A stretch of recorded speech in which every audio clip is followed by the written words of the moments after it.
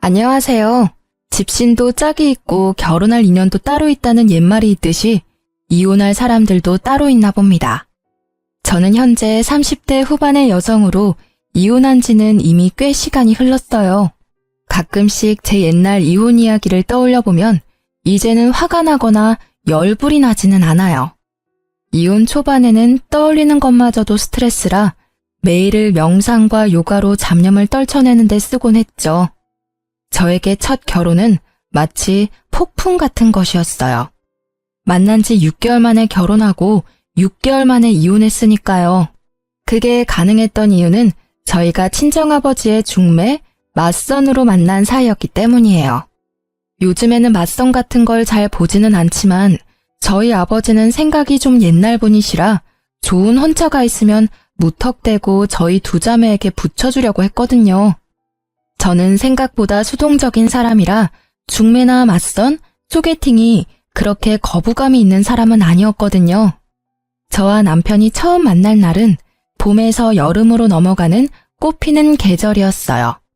남편의 직업은 의사였고 저는 일반 회사원이었죠. 아버지는 병원에서 남편을 보고는 결혼하지 않은 걸 확인하고 딸과 맞선을 보라고 권했고 남편이 그에 응해 맞선 자리에 나오게 된 거죠. 어지간히도 딸을 의사와 결혼시키고 싶었던 모양이었어요. 저희는 생각보다 많은 이야기를 나누었고 무엇보다 남편의 적극적인 구애로 만난 지 6개월 만에 결혼을 하게 됐어요. 친구들은 1년을 만나봐야 된다고 말했지만 남편과 아버지는 빨리 결혼하라고 부추기는 바람에 빨리 결혼하게 된 거죠. 시댁은 시골에서 농사를 짓고 계셨기에 남편 결혼에 도움을 주실 수 없는 상황이었고 남편은 개원을 앞두고 있어 모아둔 돈도 모조리 다 쓴 상황이었어요. 그래서 어쩔 수 없이 그 당시 제가 살고 있던 아버지 명의의 집에서 신혼살림을 차리게 됐어요. 그때 아버지는 의사 사위를 갖게 해준 저에게 그 아파트 명의를 제게 이전해 주셨어요. 그런데 결혼 전 딱 한 가지 걱정되는 게 있었어요. 남편의 비싼 물건에 대한 애정이요. 사치와 낭비라고 하면 좀 너무할지도 모르지만 제 눈에는 그렇게 보이더라고요. 지금 당장 돈도 없는데 엄청 고가의 물건을 사들이지를 않나? 무조건 좋은 걸 사야 한다고 하지를 않나? 저는 솔직히 일반 회사원으로 일했기 때문에 생각보다 소비 규모가 작은 편이었는데 남편은 그렇지 않더라고요.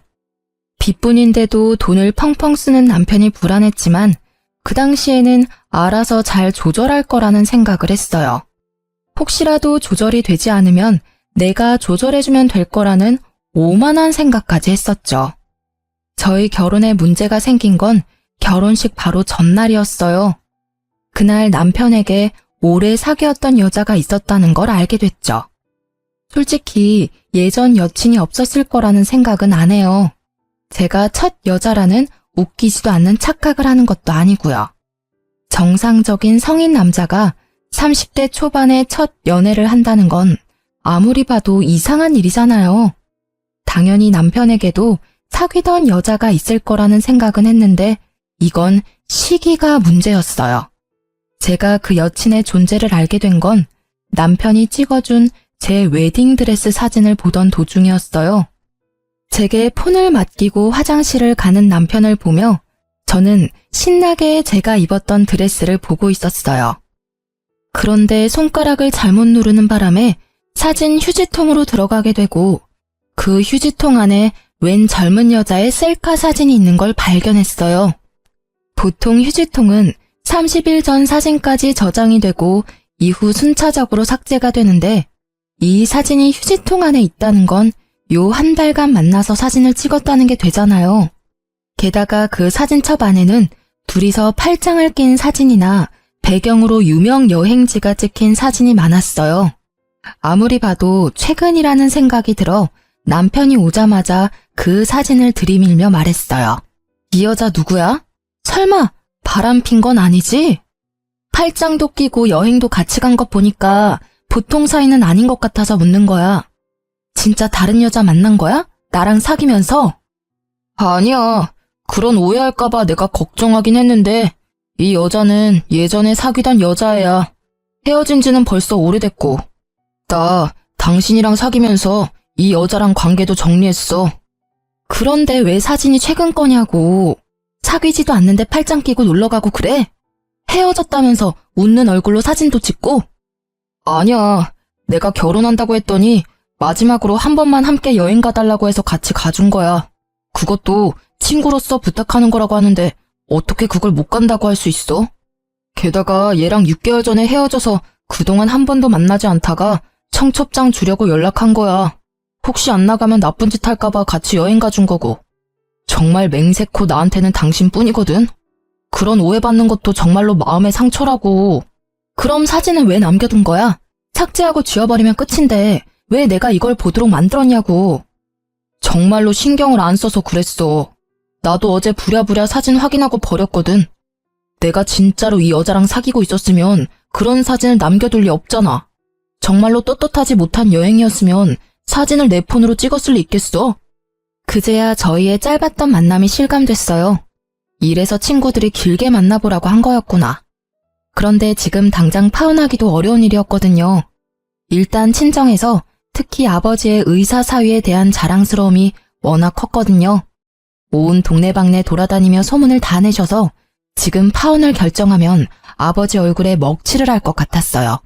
그리고 사진을 유심히 보니 사진 속 옷이 제가 남편을 만나기 전에 초봄인 것처럼 보였어요. 그래서 최대한 단순하고 편하게 생각하기로 했어요. 이제 곧 결혼할 남자를 의심하는 건 좀 아닌 것 같다고요. 사진을 간직했다면 모를까. 사진을 삭제까지 한 남자가 설마 바람을 피고 있을까 하는 생각으로요.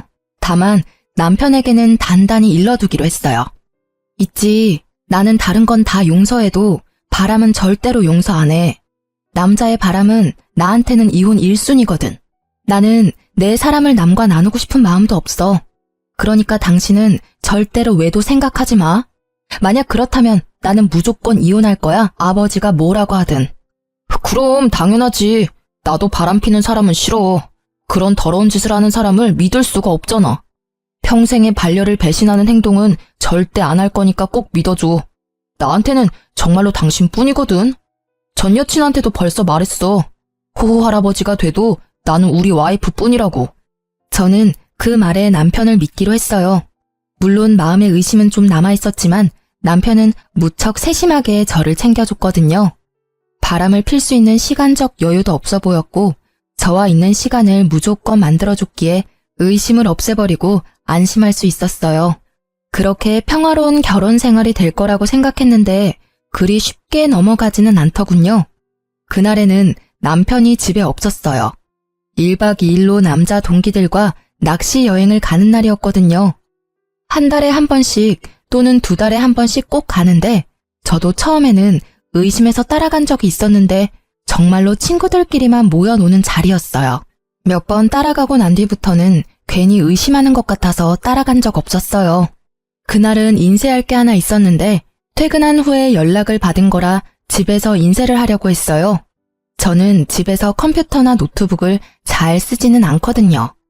핸드폰도 있고 웬만한 건 회사에서 처리가 가능하니까요. 그래서 신혼집에 있는 컴퓨터는 남편이 가끔 일을 하거나 자료를 찾거나 게임을 할 때 사용하곤 해요. 컴퓨터가 잠겨져 있지 않아서 정말 아무 생각 없이 남편 컴퓨터를 열고 자료를 다운받았어요. 그런데 다운받은 자료가 없더라고요. 어딜 갔는지 모르고 이래저래 뒤지다가 메모장으로 된 파일을 모두 열어보게 됐죠. 그러다가 발견한 거예요. 남편의 카톡 대화 내용이 저장된 문서. 얼마 전 남편은 새로운 폰으로 바꿨는데 그때 이걸 백업하느라 컴퓨터에 저장해둔 대화 내용인 듯 보였어요. 상대방 이름은 동기 춘식이로 되어 있었는데 생각 없이 내용을 훑다가 저는 눈알이 돌아가는 줄 알았어요. 그 대화의 주인공은 춘식이가 아니었어요. 당연히 남자일 거라고 생각했던 대화의 주인공은 여성이었죠. 그걸 대화만으로 어떻게 알았냐고요? 당연히 알 수밖에요.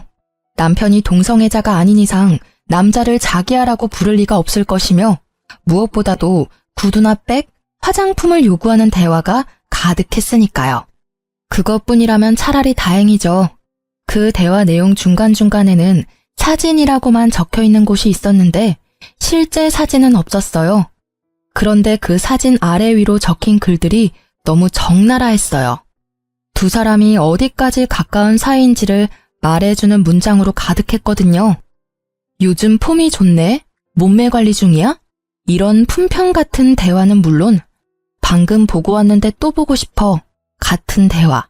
심지어는 지금 와이프는 여자로서 매력이 1도 없어서 그냥 그 여자 재산 때문에 잠시 살아주는 것뿐이야.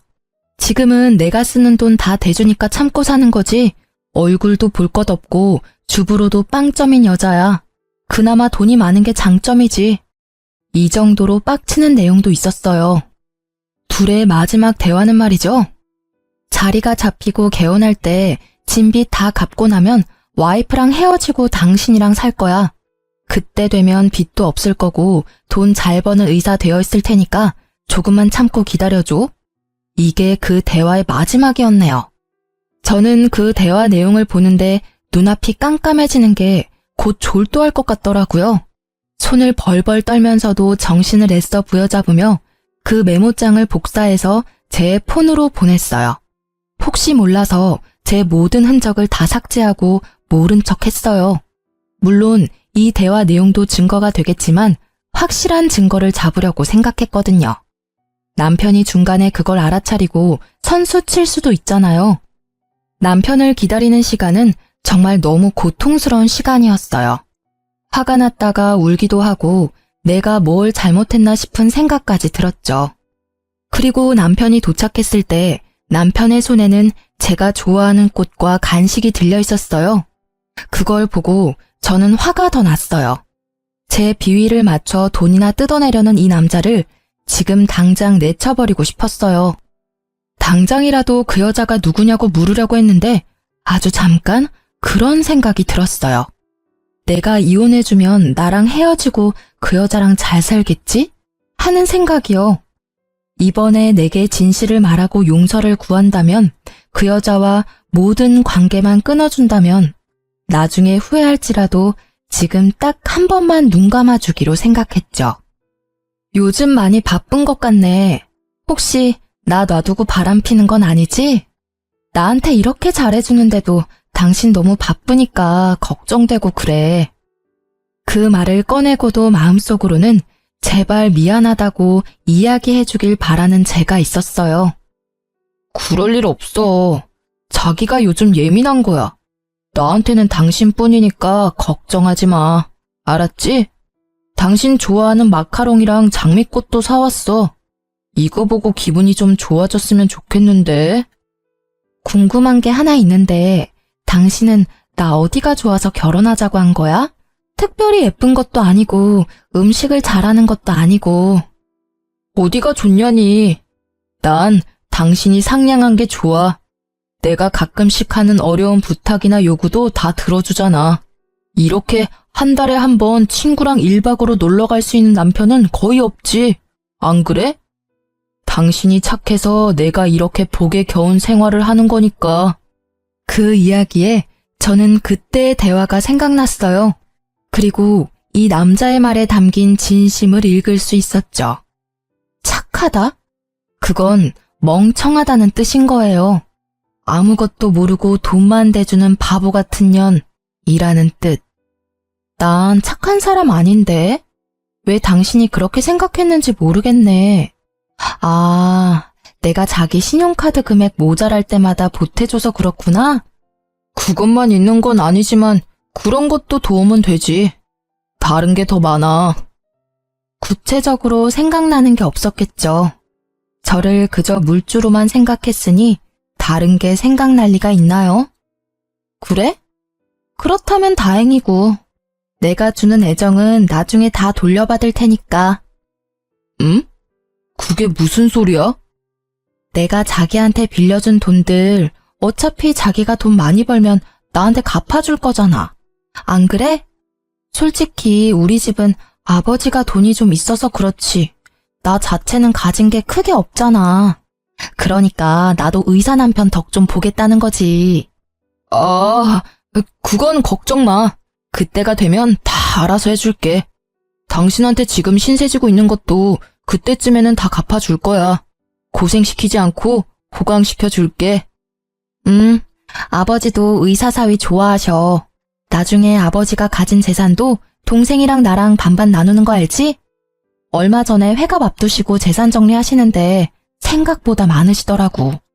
아버지가 자기 죽고 나면 이 돈 정확하게 반반 나눠서 준다고 나한테 의사 남편 잘 보필하라 하시더라고. 이 말은 당연 거짓말이었어요. 그런데 눈앞의 남자는 침을 꼴깍 삼키더라고요. 어지간히도 제가 던진 미끼가 먹음직스러웠나 보더라고요. 장인어르신도 참, 우리는 그런 거 없이도 잘 지낼 건데, 그렇지? 그렇지. 우리 잘 지내보자. 그리고 결혼식 전에 내가 한 이야기 기억하지? 난 바람 피는 사람이 이혼 사유 1위야. 바람만 피지 않으면 내 마음의 변화는 없을 거야. 저는 남편의 얼굴을 봤어요. 전혀 찔리는 구석도 없이 태연한 그 얼굴. 거짓말과 거짓 행동이 몸에 밴 그런 만들어진 미소였죠. 잘 알지. 나도 앞으로도 계속 노력할게. 우리 좋은 부부 사이가 되자. 알았지? 좋은 부부 사이는 무슨 돈에 눈이 먼 욕심쟁이 주제에. 남편의 말에 진짜 뜻이 보이기 시작하니 하나부터 10까지 제게 거짓말을 한 것들이 떠오르더라고요. 저는 이놈을 용서할 수 없었어요. 그래요, 이놈. 사람이 아닌 놈이죠. 이혼을 결심한 저는 남편의 뒤를 캐어 증거를 더 모으기로 했어요. 이때 저는 결혼과 함께 퇴사를 한 직후였기에 전업주부로 집안일만 하는 중이었으니 시간은 남아 돌았죠. 제 폰에 옮긴 메모장을 정독하며 두 사람의 패턴을 정리했어요. 어디에서 자주 만나는지, 무엇을 자주 하는지, 그리고 두 사람의 대화에서 특정 장소가 자주 언급되는 걸 발견하고 저는 그곳으로 가서 상간녀의 모습을 확인하기로 했어요. 하루, 이틀, 사흘, 그렇게 일주일이 지나고 남편이 내게 친구와 회식이 있어 늦는다는 문자를 보내왔어요. 그리고 저는 얼마 뒤 제 눈앞에 보이는 남편의 모습을 보며 오늘 상간녀를 볼 수 있을 거라고 확신했죠. 그리고 역시 상간녀가 모습을 드러냈어요. 그 여자의 얼굴을 보고 저는 더 놀라고 화가 났어요. 남편과 오랫동안 만났다가 헤어졌다는 결혼식 직전에 제게 들킨 전 여친이었거든요. 소리라도 지르며 당장 뛰어가고 싶은 것을 꾹 참았어요. 참을수록 복수는 속이 시원하겠죠. 지금 당장은 바람난 남편 뒤나캐는 못난 여자처럼 보일 테니까요. 죽어도 그렇게 보여주기 싫었어요.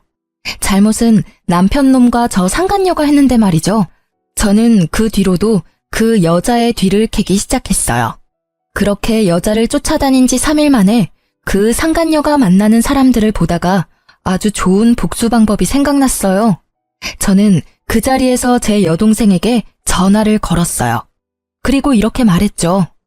상견례 날 10분 정도 늦게 갈 거라고 말이죠. 사실 여동생은 그 다음 주에 상견례를 앞두고 있었어요. 여동생이 시집가는 그 집안도 교육자 집안으로 아버지가 좋아할 만한 교양 있는 분들이셨죠. 자기야, 내가 오늘 중요한 날이니까 시간 비워두라고 했지? 오늘 일정 있던 건 아니었어? 오늘은 일정 없어. 근데 오늘 무슨 날이야? 그건 도착할 때까지 비밀인데. 일단 정장도 입고 좀 꾸미고 와. 알았어. 어디 좋은 데 갈 거야? 싱글벙글 웃는 남편은 좋은 곳에 간다고 생각한 것 같더라고요. 격식 있는 옷을 입어야 입장이 가능한 곳이라고 생각했나 봐요.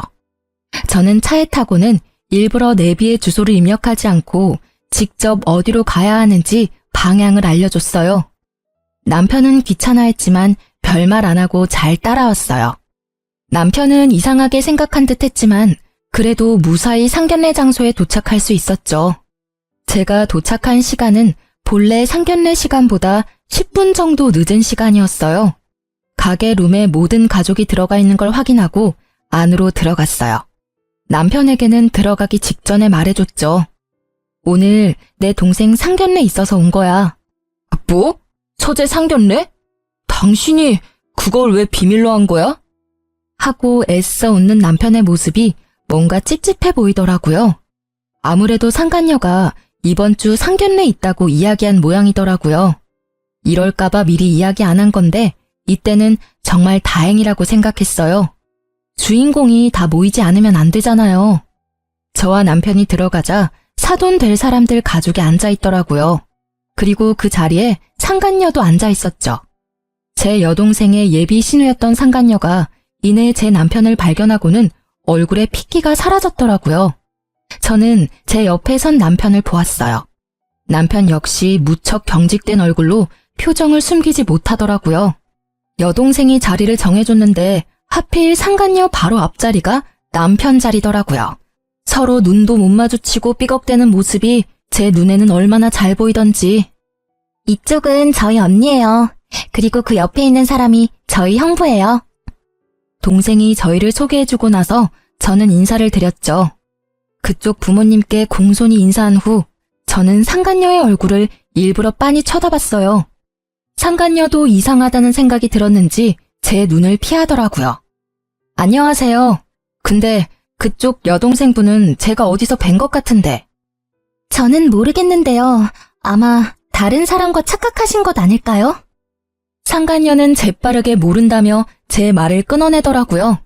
저는 웃으며 답했어요. 저도 직접 뵌 적은 없어요. 그런데 사진으로 한번 본 적은 있네요.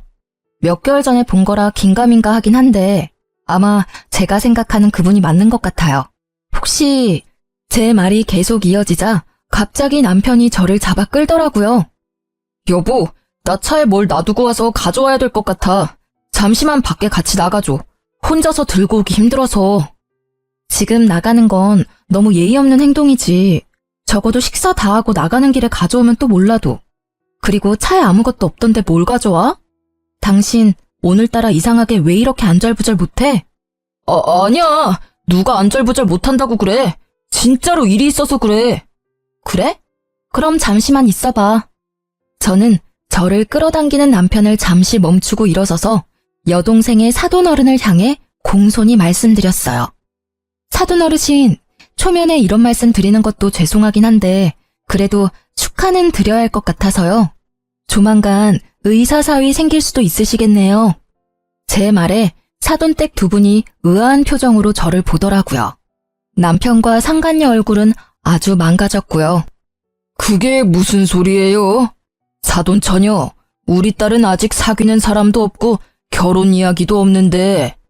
아, 모르셨군요. 두 분의 따님께서 현재 제 남편과 사귀고 있거든요. 저와 만나기 전부터 저와 결혼한 지금까지 매주 매달 지속적으로 만나고 있어요. 게다가 이 남자는 저와 헤어지고 그쪽 따님과 결혼하고 싶다네요. 의자가 뒤로 넘어지는 소리가 들리고 저희 아버지의 고함 소리가 들렸어요. 대체 그게 무슨 소리야? 최서방이 뭐를 어째? 양가 부모님이 모두 놀랐지만 저희 친정아버지는 곧 숨이 넘어갈 만큼 놀라고 말았죠. 그리고 그런 아버지의 모습을 보더니 남편이 재빠르게 무릎 꿇고선 제게 애절하게 말하더라고요. 당신이 무조건 오해하고 있는 거야. 어디서 뭘 듣고 왔는지 모르겠지만 이런 좋은 자리에서 꺼낼 이야기는 아닌 것 같아. 응? 제발 부탁인데 우리 나가서 이야기하자. 조용한 데서 오해 좀 풀자고. 이런 자리는 진짜 그런 말 하기 어울리지도 않고 진짜 이 사람과는 당신이 생각하는 그런 거 아니라고. 그래? 이걸 보고도 그 말 할 수 있을지 볼까? 나 생각보다 많이 알고 있거든. 내가 오해한 건지 자기가 잘못 알고 있는 건지 이걸 보면 정확해지겠지. 저는 가방에 넣어왔던 인쇄물을 탁자에 올렸어요. 글자 크기를 크게 해서 인쇄했더니 아주 잘 보이더라고요. 뭐 그러라고 크게 뽑았지만 남편과 상간녀의 톡 대화 내용이었어요. 불륜을 정확히 특정하는 문장만 뽑아서 인쇄했죠. 종이 내용을 보는 양가의 부모님들은 크게 놀라는 모습이었어요. 당연하죠. 서로의 관계를 뚜렷이 보여주는 그 대화 내용에 두 사람의 관계를 짐작하기 쉬웠으니까요. 그리고 상간녀는 그 인쇄물들을 부랴부랴 숨기려고 열심히 주었지만 제가 한 장만 뽑아온 게 아니었거든요. 허공에 수십 장을 뿌려주니 그걸 회수하려는 생각은 못 하더라고요. 다만 얼굴이 일그러진 채 저를 노려보고 있었을 뿐이죠. 그리고 또 한 명 일그러진 얼굴의 사돈어르신이 손에 든 종이가 부들부들 떨리도록 떨고 있었어요. 아니, 여보게, 분명히 뭔가 착오가 있을 거야. 이름도 춘식이로 되어 있고, 그니까 이건 내 딸이 아닐 거야. 착한 내 딸이 불륜을 저질렀을 리가 없어. 사돈 어르신이 당황한 말투로 저에게 뭔가 잘못됐다며 말했어요. 필사적으로 딸을 변호하려 애쓰시더라고요. 그건 당연한 일이죠. 아버지가 딸을 변호하는 건. 그래서 좀 더 정확하게 알 수 있도록 말해드렸어요. 그게 궁금하신가요? 불륜을 하면서 당당하게 여자 이름을 저장하는 사람이 있을 리가 없죠. 이름은 가명일 겁니다. 그렇지만 의문을 가지는 건 당연하세요. 그러니까 아가씨, 폰 좀 빌려주실래요? 당신 전화기로 우리 남편한테 전화하면 분명 대학 동기 춘식이라고 뜰 텐데. 제가 번호를 알려드릴게요. 010. 제가 남편의 전화번호를 읊는 도중에도 상간녀는 절대로 자기 폰을 들지 않았어요. 오히려 다른 사람이 더 흥분해서 말했죠. 뭐하고 있어? 빨리 전화해봐. 너 설마 진짜로 불륜을 저지른 거야? 유부남이랑 사귄 거냐고. 번듯하고 멀쩡한 오빠 밑에 이런 여우 같은 여동생이 있다니. 애가 달아서 난리가 났더라고요. 그리고 그런 상간녀의 모습에 불륜을 확신하신 아버지는 털썩 주저앉고 말았어요. 이게 다 뭔 일이냐. 설마 최서방이 이런 짓을 저지를 줄이야. 내가 바라던 사위가 내 딸한테. 아버지, 의사 남편 두신 거 자랑스러워 하셨잖아요. 그런데 전 이제 이런 남편 필요 없어요. 머리만 좋으면 뭐해요? 그 좋은 머리를 몰래 바람 피는 데나 활용하는데. 여보, 미안해. 다 내가 잘못했어. 그치만 이혼만은 안 돼. 그러니까 제발 부탁이야. 내가 뭐든 할 테니까 제발 이혼한다고는 말하지 마. 내가 다 설명할게. 하나부터 10까지 당신이 충분히 이해할 수 있도록 내가 설명할 테니까 제발 밖에 나가서 이야기해. 남편은 그 자리에 무릎을 꿇으며 제게 매달리더라고요. 미안한데 나는 당신 ATM기가 아니거든? 그러니까 오늘부로 내 집에서 당장 나가. 사실 그 톡 대화 내용 나 다 봤어.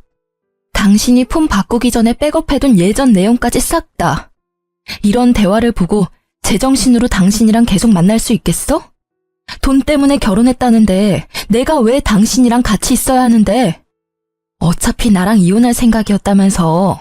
생각한 것보다 더 일찍 헤어져 준다니까? 그 후에 둘이서 콩을 볶든 깨를 볶든 행복하게 잘 살면 되잖아. 왜 결혼 도중에 사람을 바보 만드냐고. 6개월 만에 결혼하자고 졸라서 할 만큼 우리 집 돈이 탐났어? 그런데 어쩌지? 나는 이제 더 이상 그 돈 못 주는데. 다른 데서 알아봐 이제. 아니야, 진짜 오해야. 그 뒤로 우리 진짜 만난 적 없고 나는 당신뿐이라고.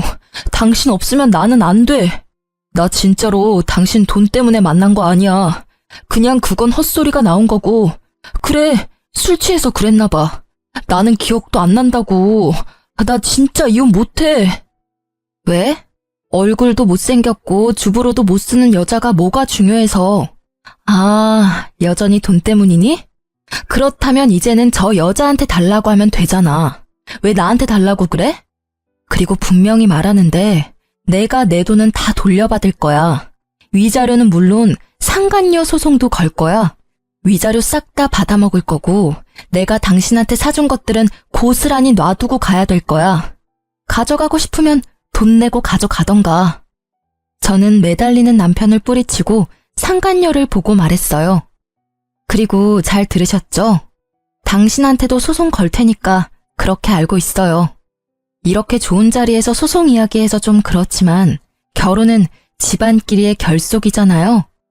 언니 남편과 불륜을 저지른 상간녀가 시누이라니 그게 무슨 막장 드라마냐고요. 동생에게는 정말 미안해서 얼굴을 못 들겠네요. 잘못은 저 두년놈이 저질렀는데 왜 저와 제 동생, 가족들이 고통받아야 하는지 모르겠어요. 동생에게 처음 이 이야기를 했을 때 동생은 과하게 충격받았어요. 그렇지만 시누이로 그 상간녀를 대해야 한다는 걸 알고는 이 결혼에 대해 다시 생각해보기로 했어요. 애초에 그 남자도 아버지의 중매로 알게 된 사람이었거든요. 저도 오빠 결혼은 다시 교육자 집안이라고 해서 다들 훌륭한 분들이라고 생각했는데 상간녀를 시누이로 모셔야 하는 상황이라면 누구라도 싫지 않을까요? 그것도 언니의 가족을 깬 장본인인데. 동생이 결혼을 하지 않겠다고 말하자마자 친정아버지가 버럭 소리쳤어요. 야, 이 괘씸한 놈아! 내 돈 내놔! 개원할 때 나한테 빌린 돈 당장 개원해! 이 사기꾼 놈아! 감히 내 딸을 두고 바람을 폈어? 게다가 내가 맞선을 이야기할 때도 둘이 사귀고 있었다고? 내가 내 손으로 딸 인생을 망쳐버렸어. 그 책임 어떻게 질 거냐? 어떻게 질 거냐고! 아버님, 제발 진정하세요. 제가 다 잘못했습니다. 그러니 한 번만 봐주세요. 앞으로는 속지 않은 마음으로 와이프에게 충성을 다해서. 말이나 못하면 밉지는 않지. 너 같으면 진정하게 생겼냐? 넌 내 딸만 속인 게 아니라 우리까지 속인 거야. 그래놓고 뭐? 충성? 아주 거짓말이 입에 붙은 놈이구만. 사기꾼 주제에 우리 딸을 돈 뽑는 기계로 생각했다고? 그 돈으로 저 여자랑 놀러나 다닌 거야? 너 같은 놈한테는 단돈 1원도 아까워. 내가 줬던 돈 다 돌려주지 않으면 너 일할 때마다 찾아가서 돈 갚으라고 시위할 거야. 저는 저보다 더 흥분한 아버지를 말리느라 힘들었어요. 솔직히 제가 하고 싶은 말들을 아버지가 다 해버리셨거든요. 결국 남편은 아버지에게 빌린 돈 7천만 원에 의원 개원을 명목으로 빌린 대출금 1억 5천까지 고스란히 빚으로 떠안게 됐어요. 게다가 그뿐만이 아니었어요. 이번 달까지 쓴 엄청난 금액의 신용카드 금액에 곧 이혼 소송으로 지불해야 할 위자료도 내야 했죠. 그러니 사색이 되어 있더라고요. 얘야, 뭐라고 말 좀 해봐. 저 사람들 말이 다 사실이냐? 네가 진짜로 유부남이랑 만난 게 맞아? 어떻게 네가 그럴 수가 있어? 우리가 너를 어떻게 키웠는데? 저쪽 집은 저쪽 나름대로 뒤집어졌더라고요. 파혼당한 상간녀의 오빠도 자기 여동생을 추궁하더라고요. 너 때문에 내 인생 망했어. 지금 네가 저지른 일 때문에 내 인생이 얼마나 꼬인 건지 알기나 해? 미치려면 적당히 미쳐야지. 왜 남의 인생에 피해를 주고 난리야? 내가 뭘 잘못했는데? 난 잘못한 거 없어. 내가 먼저 사귀고 있던 남자였다고. 뺏긴 건 저 여자가 아니라 나라고. 그렇게 소리질러 봤자 유부남과 만난 미혼 여성, 그 부분이 변하는 건 아니니까요. 한참 바쁜 그 집 사람들을 놔두고 저희 친정 부모님과 동생은 밖으로 나갔어요. 제가 먼저 내보냈죠. 어차피 이혼은 제가 하는 거고 두 분 부모님이 너무 흥분해서 곧 쓰러질 것처럼 보였거든요. 그 뒤로 제가 밖으로 나오는데 남편이 저를 쫓아 나오더라고요. 여보, 내가 그 여자랑 헤어질게. 맹세코 그 여자랑 더 이상 만나지 않을 테니까 나 버리지 마, 응? 지금은 안 돼. 아직도 정신 못 차렸네. 그럼 헤어지겠다는 소리를 왜 밖에 나와서야 하는 건데? 헤어질 거면 그 여자 있는 자리에서 선언했어야지. 아직까지 그 여자가 신경 쓰이나 봐? 이 상황에서도 참 대단한 사랑이네. 그 여자가 그 헤어지자는 말 들을까봐 신경 쓰는 걸 보니 한 번 속았으면 많이 속은 거야. 두 번 다시는 안 속을 거고 당신이 진짜 그 여자랑 헤어진대도 나는 이제 상관없는 일이야. 우리는 이제 이혼할 거니까. 그리고 당신 얼굴 꼴도 보기 싫으니까 오늘 중으로 집에서 나가줘. 아니면 당신 물건 싹 다 용달차에 실어서 시골에 있는 시댁으로 보내버릴 테니까. 결국 제 으름장에 남편은 불이 나게 집으로 가 자기 물건을 챙기더라고요. 홈캠으로 보니 비싼 물건부터 쭉 쓸어 담는데 저런 본성을 내가 왜 여태까지 몰랐을까 하는 생각만 들었어요. 그리고 이후 전 남편은 연락이 없었어요. 그런데 의외의 사람이 저를 찾아왔더군요. 바로 여동생과 결혼하기로 했던 남자였어요. 상간녀의 오빠요. 그는 상간녀를 데리고 저를 찾아왔어요. 이렇게 찾아와 죄송합니다. 정말로 사죄의 말씀을 드려야 할 것 같아서 동생을 데리고 온 겁니다. 집안에 분란을 일으키게 돼서 죄송하게 생각합니다. 아, 뭐해? 빨리 사과드려. 우습게도 상간녀의 오빠와는 달리 상간녀는 상당히 삐딱한 모습이었어요. 왜 내가 사과해야 해? 그 남자는 내 남자였어. 이 여자가 나중에 와서 내 남자를 돈으로 꼬신 거라고.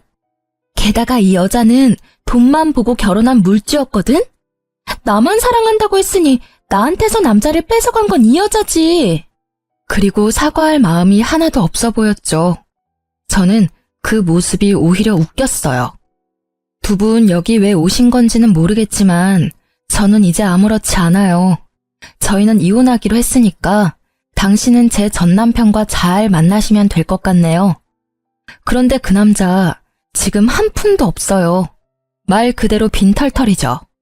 저한테 다 털린 데다가 이번에 위자료도 내야 하거든요. 뭐 제가 불륜 피해자들 이야기를 들어보니 남편이 바람을 피면 상간녀 소송비를 남편이 대주기도 한다는데 그럴 돈은 없을 거예요. 그럴 돈 있으면 저희 아버지한테 빚부터 갚아야 할 테니까요. 상관없어. 어차피 자기 병원 가진 의사라 그 정도 돈쯤 금방 벌거든? 그러니까 오빠, 왜 날 여기로 데려와서 사람 짜증나게 하는 건데? 아빠도 그래. 의사 사위 두는 걸 남들이 얼마나 부러워하는데 칭찬은 못 해줄 망정. 그렇죠. 의사 돈 많이 벌어요. 그런데 그 사람 개원하느라 은행에서 1억 5천 빌렸고요. 저희 아버지한테는 7천만 원을 빌렸고 저한테도 2천 정도 더 빌렸어요. 그리고 유책 배우자라서 위자료도 상당히 나올 거고. 그 빚 청산하려면 1년 안에 결혼은 좀 힘들지 않을까요? 집을 팔면 되잖아. 그 남자 집이 평수도 넓고 꽤 노른자 땅에 있어서 돈이 된다고. 아, 그 집이요? 그 집을 자기 집이라고 했나 봐요? 그런데 어쩌죠? 그건 제 아버지 거였고 지금은 제 명의로 되어 있거든요. 결혼 전부터 아버지 명의였으니 그건 재산 분할에 들어가지는 않을 거예요. 그리고 아실지는 모르겠는데 그 남자 씀씀이가 좀 해퍼요. 이제까지는 제가 신용카드 값을 많이 메워줬는데 지금부터는 당신이 그 일을 해주셔야겠네요. 저번 달 건 카드빚이 거의 2천만 원이던데. 뭐 사랑한다면 그 정도 돈쯤 내줄 수 있죠. 안 그래요? 제 말이 계속될수록 상간녀의 얼굴은 하얗게 질려가기 시작했고 결국 마지막에는 그렇게 제잘거리던 입에서 아무 말도 나오지 않더라고요. 그리고 상간녀 오빠는 그 와중에 저에게 어필하더라고요. 이 못난이는 제가 교육을 잘 시킬게요. 그러니까 제발 제 결혼을 어떻게든 되돌려줬으면 좋겠어요. 솔직히 저는 아무 문제가 없는데 동생 때문에 이렇게 된 게 너무 억울하잖아요. 그쪽 말씀도 이해는 가요. 그치만 저희 아버지가 워낙 지금 이 사태에 분노를 하셔서요. 상간녀 당신이 호적 파이고 남이 되지 않는 이상 제 여동생과의 결혼은 아마 불가능할 거예요. 남이 되더라도 이미 서로 간에 안 좋은 이미지만 쌓여서 그쪽 부모님들도 저희와 다시 연을 맺고 싶지 않으실 거예요. 저는 상간녀의 오빠에게 그렇게 말해줄 수밖에 없었어요. 이 남자가 제 여동생을 더 많이 좋아한 듯 보였어요. 그치만 어쩌겠어요? 가족을 잘 만나는 것도 복인데. 저는 헬쓱한 얼굴의 상간녀에게 아주 친절하게 말해줬어요. 상간녀님, 참 좋으시겠어요? 그렇게 사랑에 맞지 않는 남자와 다시 결혼할 수 있는 기회가 생겼잖아요. 그치만 그 사람에게 빚이 많으니까 그 빚 다 갚을 때까지 힘들게 살다가 결혼하시면 될 것 같네요. 근데 또 모르죠. 저처럼 돈 뽑아주는 기계 노릇만 하다가 돈 다 갚고 버려질지. 그건 그때 가봐야 아는 거니까 지금을 즐기세요.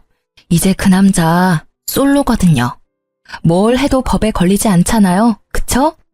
제 말에 상간녀는 기분이 상한 듯 자리를 박차고 나가고 상간녀의 오빠도 부랴부랴 동생을 따라 나가더군요. 그 이후로 두 사람에게서 연락은 없었지만 나중에 들은 소문으로는 상간녀는 집에서 의절당하고 다른 지방으로 이사 갔다고 하더라고요. 그리고 1년쯤 지났을까? 백화점에 갔다가 우연히 전 남편과 마주친 적이 있어요. 여전히 비싼 브랜드만 골라서 구경하고 있더라고요. 제 버릇 남 못 준다는 말 틀린 거 하나 없어요.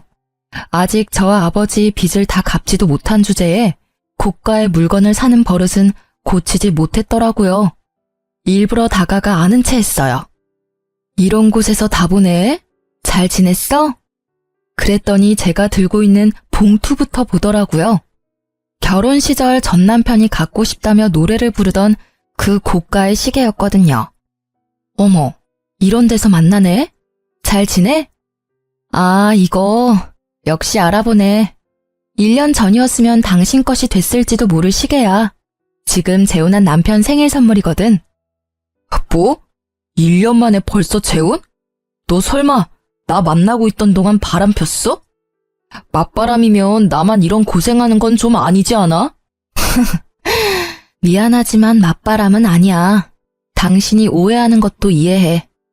솔직히 나는 당신한테 너무 당해서 다신 결혼 못할 줄 알았거든.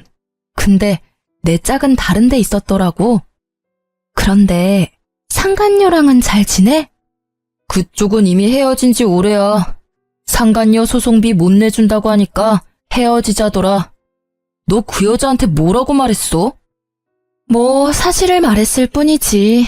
당신이 이룬 것 중에 뭐 하나 당신 힘으로 이룬 게 없다는 거 말이야. 빚이 그렇게 많다는 게 헤어진 이유 중에 하나라면 이해는 해. 일반인들이 감당하기엔 확실히 큰 금액이잖아. 이렇게 이혼하고 보니 정말 다행이라는 생각이 들더라. 그리고 네가 이렇게 힘들게 사는 걸 보니 너무 기쁘고. 이혼한 뒤로 사람 많이 변했네. 그런 이야기도 할 줄 알고. 다른 사람의 불행을 자기 행복처럼 여겨도 되는 거야? 그리고 외도라고 해봐야 딱 한 번이었잖아. 외도 한 번에 이혼당했다고 하면 어디 가서 웃음거리밖에 안 된다고. 그만큼 당신이 날 믿지 못하고 사랑하지 못한 거지. 웃기시네.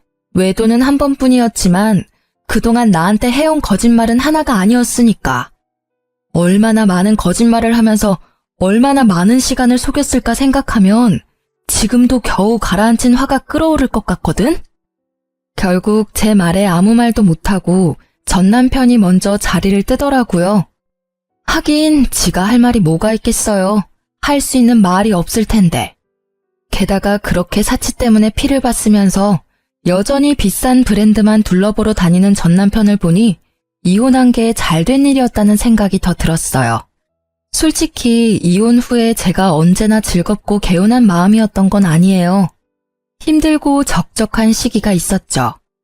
그렇지만 평소에 자주 연락하는 동네 소꿉친구랑 이혼을 계기로 자주 만나게 됐거든요. 나중에 알고 보니 그 친구는 저를 좋아했는데 제가 생각보다 빨리 결혼하는 바람에 저를 향한 마음을 접었다고 하더라고요. 그렇지만 이혼 후에 고생으로 몸과 마음이 너덜너덜해진 절 보고 위로해주러 왔다가 제게 고백해 오더라고요.